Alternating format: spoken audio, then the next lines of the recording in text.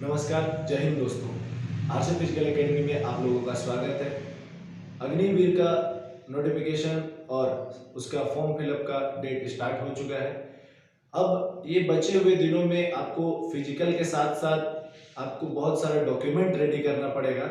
आइए आज एक पूरे वीडियो में सारा डॉक्यूमेंट के बारे में जानेंगे कि क्या क्या डॉक्यूमेंट हम लोगों को फिजिकल क्लियर करने के बाद में डॉक्यूमेंट टेस्ट होगा, ताकि आप लोगों को मेडिकल या मेन डॉक्यूमेंट वेरिफिकेशन के समय क्या क्या डॉक्यूमेंट लगेगा।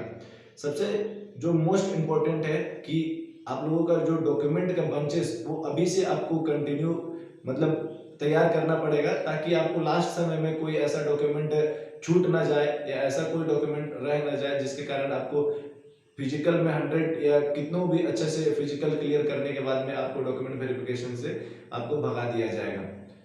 क्योंकि आर्मी का प्रोसीजर है कि आप जैसे आपका फिजिकल क्लियर होता है तुरंत उसके बाद आप लोगों का डॉक्यूमेंट वेरिफिकेशन होता है, उसके बाद मेडिकल, फिर रिटर्न, फिर मेन डॉक्यूमेंट वेरिफिकेशन होता है।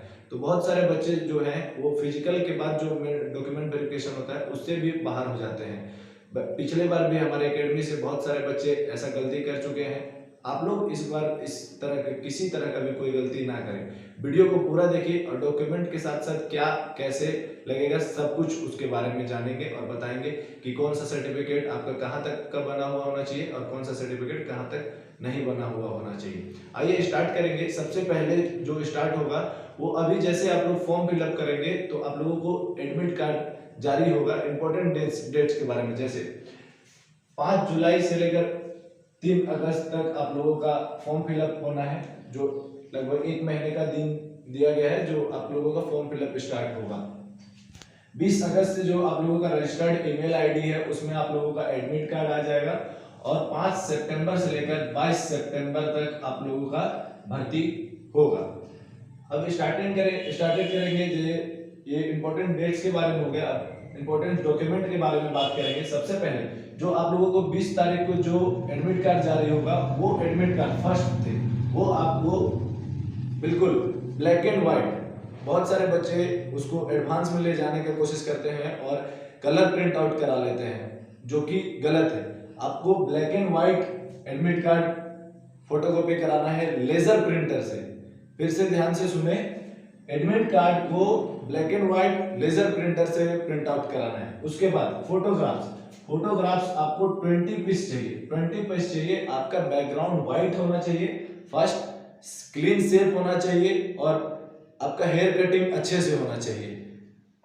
ब्लैक बैकग्राउंड में कलर प्रिंटिंग 20 पीस आपको फोटोग्राफ चाहिए। उसके साथ में आपका अच्छे से शेप होना चाहिए, दाढ़ी अच्छे से शेप होना चाहिए और बाल अच्छे से कटिंग होना चाहिए। एक तरह से कहा जाए तो आपको टोटली आर्मी कट में और शेप करके टोटल आपको 20 piece black colour print out में निकलवाना है।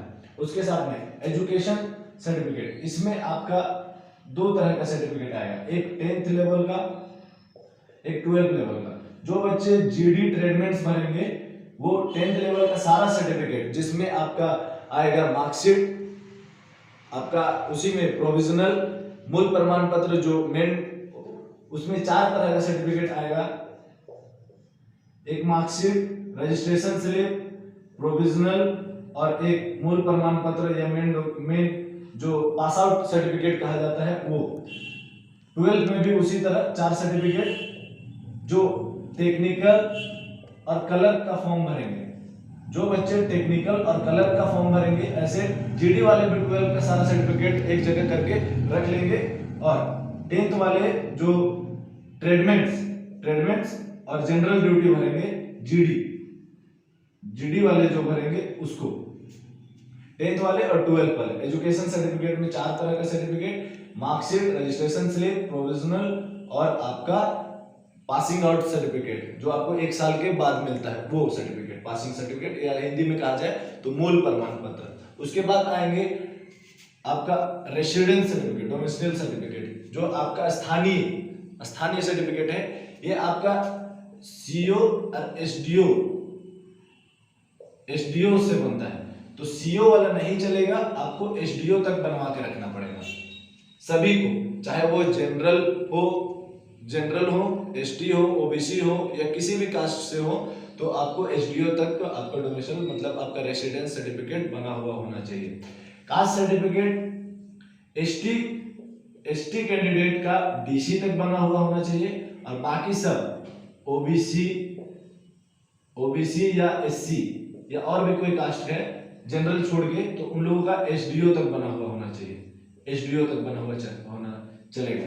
कास्ट सर्टिफिकेट एसटी का, अगर आपको एसटी में रेफरेंस चाहिए तो आपका डीसी तक कंपलसरी है कास्ट सर्टिफिकेट, अदरवाइज आपको जनरल में घुसा दिया जाएगा, फिर आप जनरल के साथ फाइट करना पड़ेगा आपको।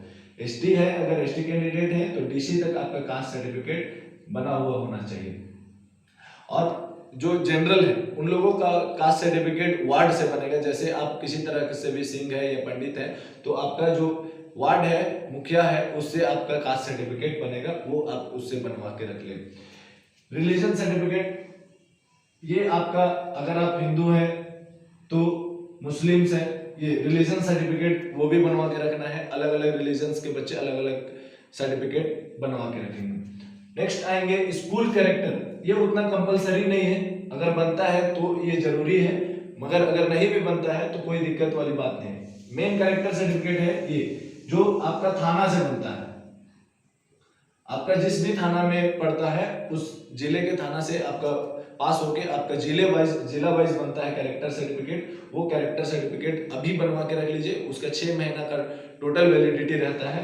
वो 6 महीना के मतलब अभी से अगर स्टार्ट करेंगे तो दिसंबर तक आप लोगों का ज्वाइनिंग होना है, तो आप लोगों का कैरेक्टर सर्टिफिकेट वैलिड हो जाएगा। अभी ही बनवा लीजिए, अभी से स्टार्ट कर दीजिए, बनवाना स्टार्ट कर दीजिए कैरेक्टर सर्टिफिकेट। उसके बाद बोनस मार्क्स के बारे में लास्ट में बात करेंगे कि बोनस मार्क्स सर्टिफिकेट क्या होगा और कैसे होगा, उसको कैसे रेडी करके रखना है। या ये सबके लिए नहीं है, कुछ ही बच्चे इसका फायदा उठा सकते हैं बोनस मार्क्स सर्टिफिकेट। नेक्स्ट आएंगे अनमेरिड सर्टिफिकेट, अविवाहित प्रमाण पत्र, जो आपका कोर्ट से एक फॉर्म मिलता है, उसको फॉर्म फिल करके आपको वार्ड से सिग्नेचर, या मुखिया से गांव से है तो मुखिया से सिग्नेचर करवा के वार्ड अनमेरिड सर्टिफिकेट कि आप अविवाहित हैं उसका सर्टिफिकेट बनवाना पड़ता है। रिलीजन सर्टिफिकेट, अगर किसी के पिता पहले इंडियन आर्मी में सर्विस कर चुके हैं या कर रहे हैं तो वो अपना सर्टिफिकेट यहाँ लाके जमा कर सकते हैं, उसका बहुत सारा बेनिफिट मिलता है, उसको भी आगे जानेंगे कैसे रिलीजन सर्टिफिकेट का।